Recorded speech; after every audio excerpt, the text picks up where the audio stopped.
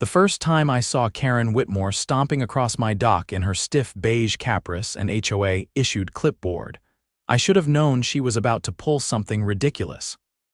But I didn't expect her to threaten me over the dock I've had since, before the HOA even existed. "This dock is in violation of Section 16, Paragraph 9, she announced, tapping her pen like a gavel.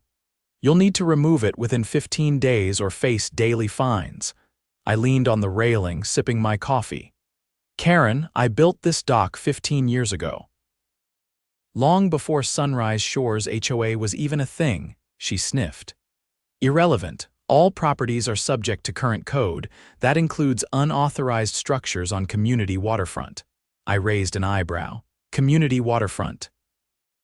You mean my lakefront? This lakefront is part of the shared neighborhood aesthetic. It belongs to everyone now." I nearly choked on my coffee. "You're telling me my private land that I pay taxes on is now shared?" Karren didn't flinch. "Correct. The HOA acquired jurisdiction after the revised charter passed." That was a lie.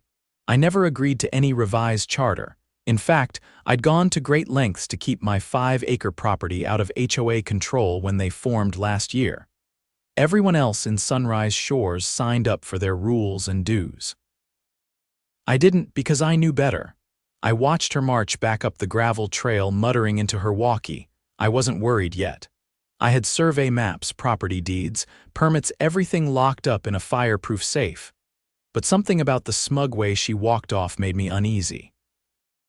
That evening, I drove my ATV to the West Ridge above the lake and saw what I'd missed until now. 3 prefab cabins, all identical, recently built along the shore. They weren't there a month ago, and they were sitting directly on my land that wrapped around the lake in a horseshoe shape. Somehow, the HOA had carved out a slice and started selling lakefront rentals for seasonal profit. I stood there staring at the glowing porch lights of the cabins, too stunned to even curse. They wanted me to tear down my dock for violating rules.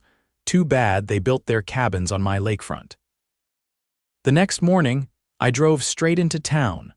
I stopped first at the county clerk's office and requested copies of the original property plat and the most recent filings from the HOA. It took the clerk a while to dig through the archives, but the moment she handed me the rolled-up blueprints, I could already tell something was wrong. A thick red line had been drawn across my property, rerouting the lakefront boundary eastward just enough to shift ownership of the western curve to common space. The problem? That line didn't exist in the original plat. Someone had filed a revised map without my signature. I unrolled both maps on the counter, side by side. The original was dated and notarized from over 15 years ago. The revised version was time-stamped 6 months prior and bore the HOA's name on a submitted application labeled "Correction to Parcel Boundaries Approved for Community Development Use." "Who approved this correction?" I asked, tapping the corner of the newer map. The clerk peered over her glasses. "Looks like it was rubber-stamped by the county zoning office. You'd have to talk to them for more details." I did just that.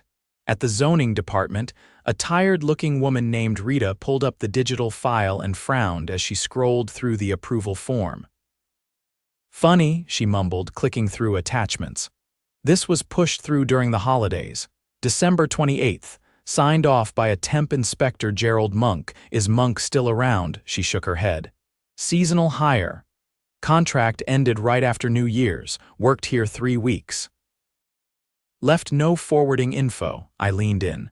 "Did he verify the changes in person?" "No field notes. That's the weird part. Normally there's a site visit log. This one's blank."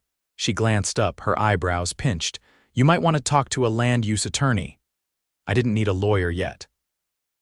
What I needed first was proof. So I headed back to the homestead and fired up my trail cam software. I'd mounted 6 weatherproof cameras around the lake after a break-in last year. Most of the footage was uneventful raccoons, deer, a few neighborhood kids sneaking in to fish. But I found what I was looking for. 4 months ago, just after sunset, a crew in dark utility jackets rolled up in an unmarked pickup.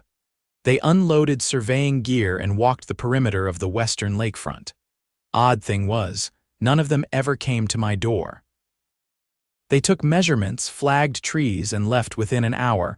None of them wore county badges. The next clip showed construction equipment arriving a week later. Modular cabin shells were craned into place overnight. No permits were posted. No inspections logged. And not once did anyone notify me. I downloaded the footage, labeled each file, and backed everything up on 2 thumb drives.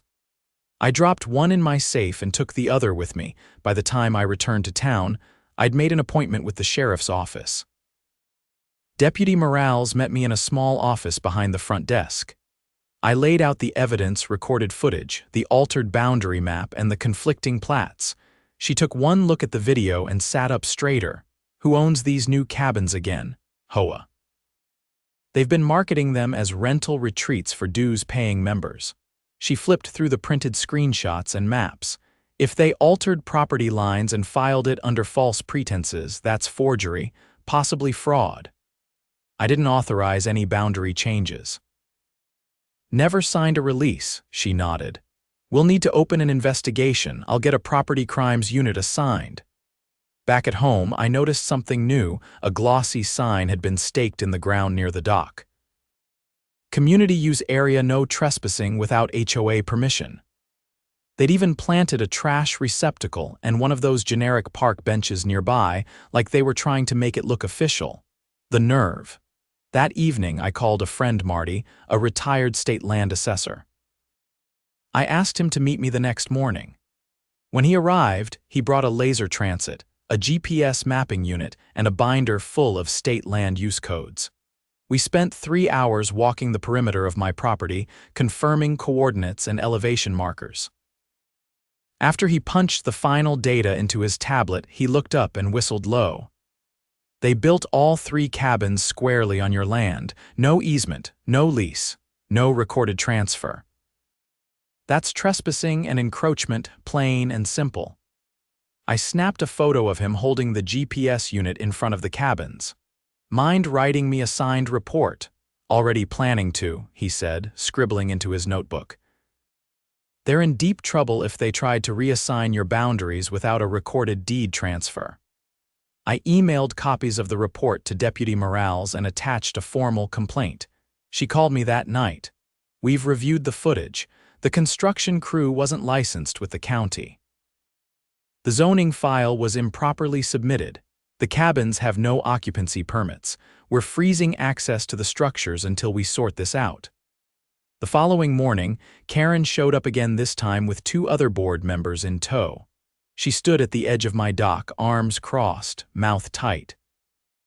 You've gone too far, she snapped. We've received notice from the sheriff's department. You've interfered with authorized HOA improvements. I stepped down from the porch, holding a printed copy of the surveyor's report in one hand and a cease and desist order in the other.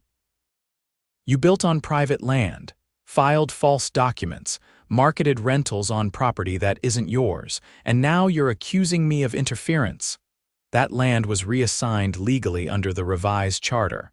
I held up the original plat. This charter doesn't overrule recorded deeds. And you filed those changes without my signature.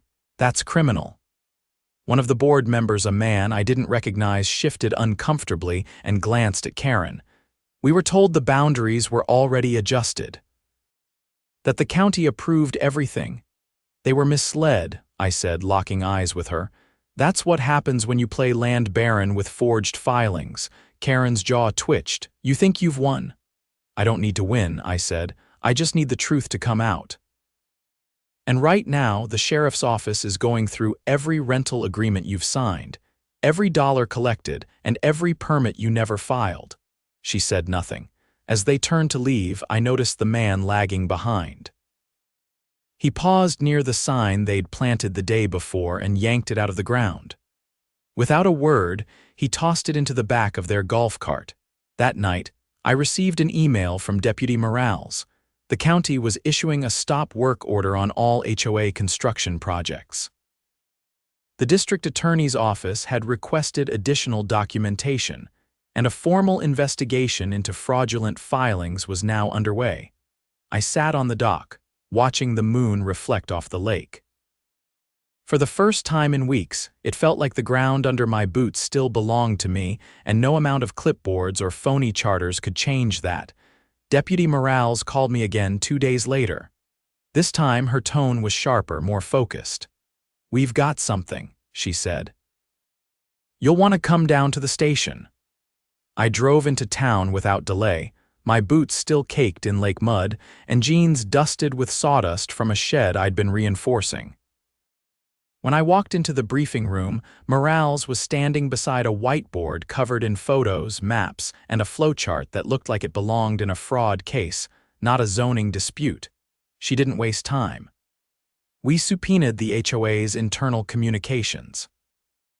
Turns out this land grab wasn't just paperwork fraud.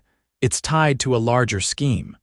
She pointed to a name at the top of the board, Theodore R. Mays, a real estate developer from 2 counties over.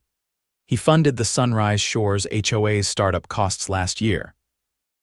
In exchange, he got rights to develop any unused common space the HOA could acquire.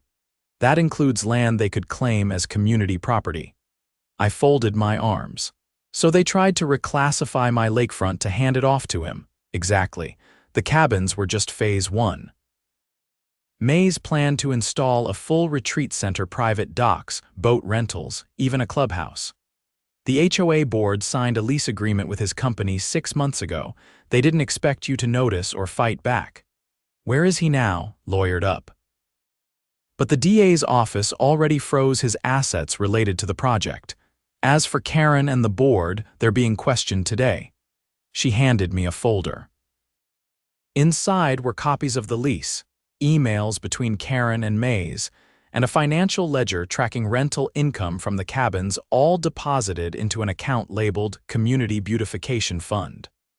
Not $1 had been spent on beautification. I flipped through the records. Any chance they'll be charged? The DA is reviewing multiple counts: conspiracy to commit fraud, unlawful land conversion, and misuse of public trust under HOA governance. If it sticks, we're looking at felony charges.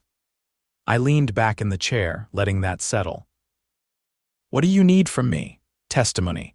And that original property survey. We need to establish that your land was never transferred or leased willingly. You'll have both. By the time I left the station, word had already begun to spread.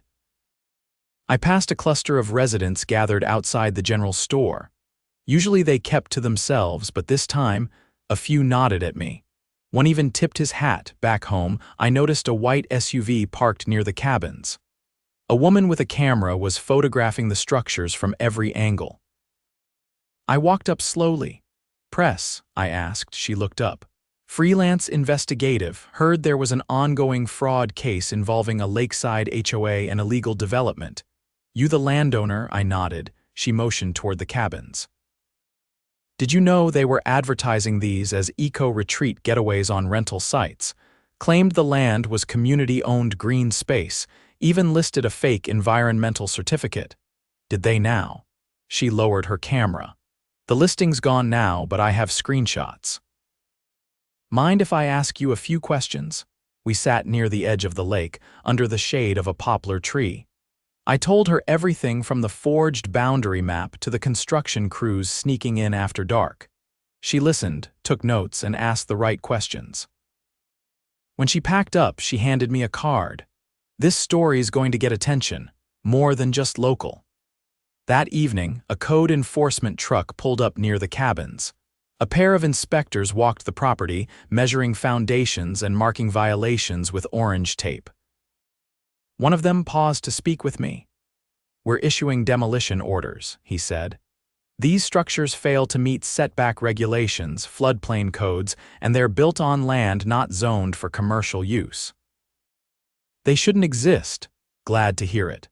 As they worked, a silver sedan rolled up the driveway. Karren stepped out, flanked by a man in a navy suit I didn't recognize. Her expression was tight but not angry, more like someone trying to salvage a ship halfway sunk. The man approached first. "Mr. Rourke," I'm Tom Halpern, representing the Sunrise Shores HOA. We'd like to discuss a potential settlement. I didn't move. Settlement for what? Trespassing, unauthorized development. Fraud.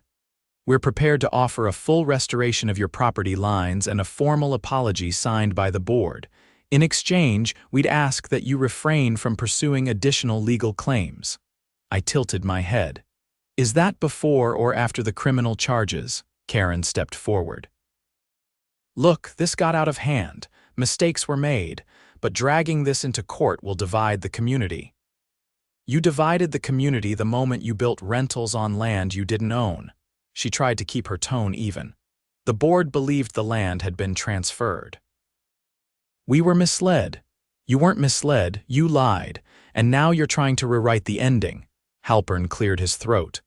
We're offering financial restitution as well, including back rent for the cabins. It's a generous offer. The only offer I'm interested in, I said, is seeing every one of those board members barred from holding office again, and I want a permanent injunction against any future HOA claims on my land. That's extreme. No. What's extreme is filing fake plats and leasing out someone else's backyard. Karen's jaw was set, but her eyes flicked to the code enforcement team behind me. One of them had just posted a red tag on the cabin porch. Uninhabitable. Demolition pending. They left without shaking hands. The next day, the county issued a formal statement confirming that the cabins had been constructed without permits, on land not zoned for development, and without the landowner's consent. The DA's office followed with an announcement of pending charges against 3 HOA board members, including Karren, for conspiracy and document fraud. A week later, heavy machinery rolled in. The cabins came down in under a day. Every board member involved in the scheme resigned before the week was out. The HOA scrambled to hold emergency elections, but turnout was abysmal. Half the neighborhood refused to participate. I received a letter from the DA's office thanking me for cooperating and informing me that, due to the egregious nature of the fraud, the county would be pursuing civil penalties against both Mays and the HOA itself. One afternoon, I was splitting firewood when Marty showed up again. He handed me a new survey, stamped and signed. County asked me to recertify your borders. Guess they don't want any wiggle room this time. I tucked the paper into my workshop's steel locker. They learning their lesson. Let's just say, anyone thinking about messing with your land again is going to have to think twice and hire a better lawyer. That night, I sat out on my dock watching the fireflies flicker along the water's edge. The trash bin and bench were long gone. The fake community sign had been shredded during demolition. The lake was quiet again. The HOA still existed, technically. But no one I knew was paying dues anymore. With half the board under investigation and their biggest revenue stream reduced to a pile of splinters, their power had withered. They tried to pave over my rights with ink and arrogance. Too bad they built their fantasy on land that never belonged to them. The first hearing was held in the county courthouse on a Tuesday morning, and I showed up in my cleanest flannel shirt and worn leather boots. I wasn't interested in pretense, just in making sure the lies didn't stand. The courtroom was small, paneled in dark wood, with peeling brass nameplates from a different era. Judge Harwood, sharp-eyed and no-nonsense, sat at the bench. The first item on the docket, People v. Karren Whitmore, Gregory Salter, and Denise Paulson fraud, unlawful land conversion, filing of falsified official documents, and conspiracy to defraud a property owner. I took a seat behind the prosecutor while Karren and the other 2 defendants sat stiffly across the aisle, each with their own attorney. The developer, Mays, wasn't there. His case had been split off and escalated to state court after investigators uncovered forged signatures on multiple zoning submissions across 3 counties. I heard they found a stash of blank notary stamps in his office. Deputy DA Leanne Briggs opened the proceedings with a quiet confidence that filled the room more than any shouting could. She laid out the facts methodically. The The doctored boundary filings, the unlicensed construction, the rental income tucked discreetly into a fund that, even under HOA policy, was never authorized for private profit. Then she turned to me. I was called to testify just before noon. I stood, took the oath, and stepped up to the witness box. Briggs kept her questions direct. "Mr. Rourke, can you describe the process you followed when you built your dock?" I nodded. "Filed a permit with the county, got approval, and installed it with a contractor 15 years ago. It's been inspected twice since then. No issues. Did you ever agree to join the Sunrise Shores HOA? No, I declined when the neighborhood association was formed. I've kept my property independent the entire time. Did you authorize any changes to your property lines? Never. And how did you discover the cabins? Spotted them from the ridge. I checked my cameras afterward. They brought in materials at night. No crews ever approached me and no signs were posted." She turned toward the judge. "No further questions." Karren's lawyer rose. His suit was expensive, but he looked rattled. "Mr. Rourke, would you say the HOA's intention was malicious, or just mistaken?" I'd say they believed I wouldn't fight back. There was a shuffle behind me, someone stifled a cough. The judge raised an eyebrow but said nothing. The defense didn't press further. The evidence was too overwhelming for spin. During the recess, I stepped outside for air. The courthouse lawn buzzed with reporters and residents. One man, gray hair, hands in his jacket, approached me quietly. "Name's Robert. Used to be on the HOA advisory board. I resigned 6 months ago." I studied him. "Why?" "They stopped holding transparency meetings." Karren and Greg started doing business behind closed doors. When I asked about the cabins, they told me to mind my role. "You know about the land documents?" He nodded. Greg brought in a guy from out of town, some consultant who claimed he had back channels in zoning. That's when things stopped adding up. They said they'd handle the paperwork. "You willing to say that under oath?" He met my eyes. "I already gave a statement to the DA. Yours was the only property they tried to reclassify. The rest of the neighborhood fell under HOA control willingly. But your land blocked their lakefront expansion plans." Back inside, Briggs called her final witness, a forensic document examiner named Ava Rosen. She explained how the revised plat the HOA submitted contained pixel-level inconsistencies in the signature box. The notary's seal had been copied from an unrelated file. The seal number belonged to a notary who'd been deceased for over 2 years. Karren's face paled as Rosen clicked through her slides.